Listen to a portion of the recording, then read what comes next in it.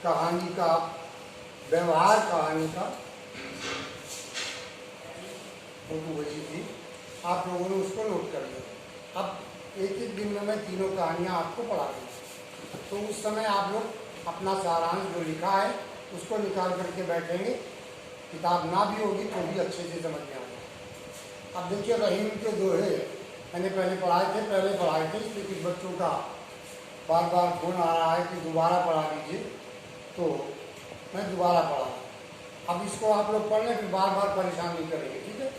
एक आध दोहा नहीं आएगा तो फिर बताएंगे, लेकिन ध्यान से पढ़िए। अभी मैं पूरा पाठ दोहरा दे।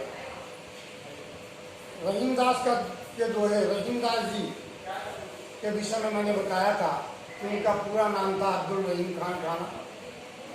तुलसीदास जी के परम मित्रों में थे और अकबर के 9 रत्नों में से थे।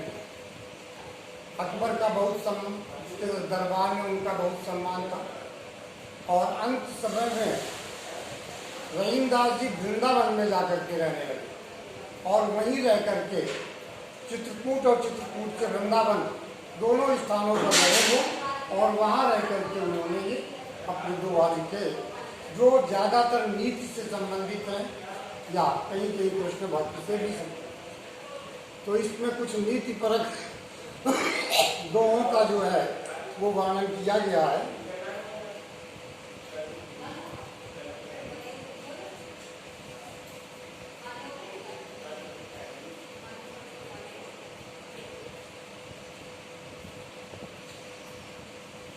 कई अपनी इस बात तक केवल इसके कारण कि वो भारतीय धर्म शैली में क्यों रंग गए थे, इसके लिए इन्हें जहांगीर के क्रोध का शिकार भी होना पड़ा। उसने इनका सब कुछ छीन लिया, लेकिन इसके बावजूद भी इन्होंने अपनी कोई स्वभाव में परिवर्तन नहीं लाया। और दानी बहुत, इन्हें दान जो भी इनके पास जाता था याचक, कभी खाली हाथ नहीं लौटता। तो इन नीति के दोहों में उन्होंने समाज को सुधारने के लिए, समाज सुधार की दृष्टि से अपने मन के विचार व्यक्त किए।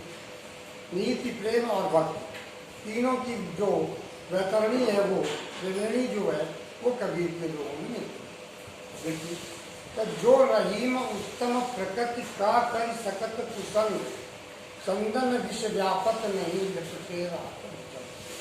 ब्रज भाषा है।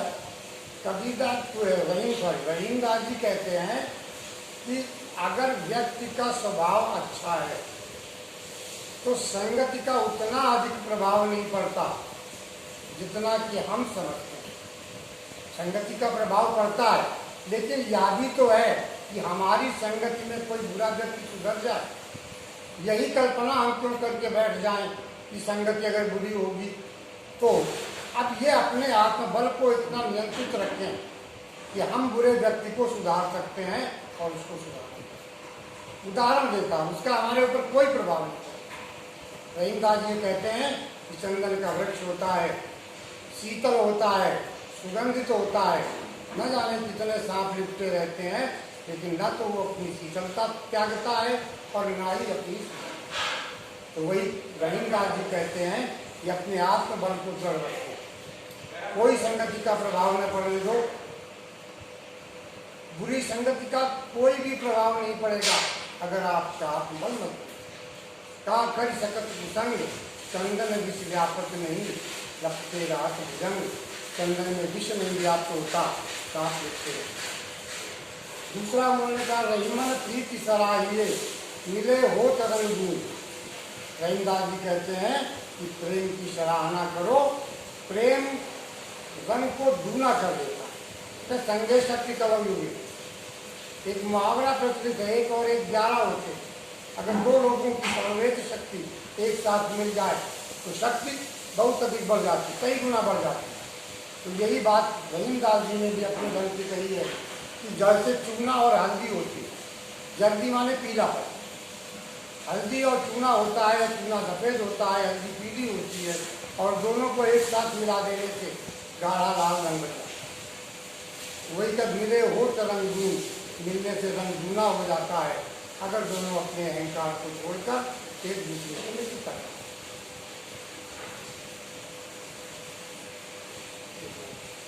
टूटे सुजन मनाइए जो टूटे सौ बाप, रहीमन फिर कोई ये टूटे मुक्ता।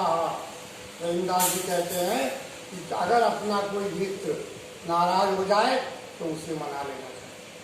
जैसे अगर मोतियों का हार टूट जाता है तो उसे दोबारा पिरो दिया।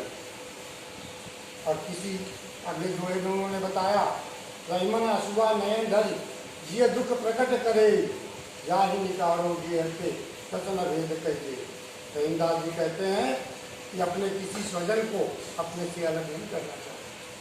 जैसे आँख से बहकर के आंसू मन के भेद को प्रकट कर देता है कि हम दुखी हैं, सुखी हैं क्रोध में, उसी प्रकार से अगर हम किसी को घर से निकाल दें तो वो जाकर के हमारे घर के सारे गुप्त भेद बाहर जाकर के बता दें। इसलिए इस बात से सावधान रहना चाहिए कि हम किसी ऐसे व्यक्ति को घर से बाहर ना करें जो हमारे घर के गुप्त भेदों के विषय में जानता है।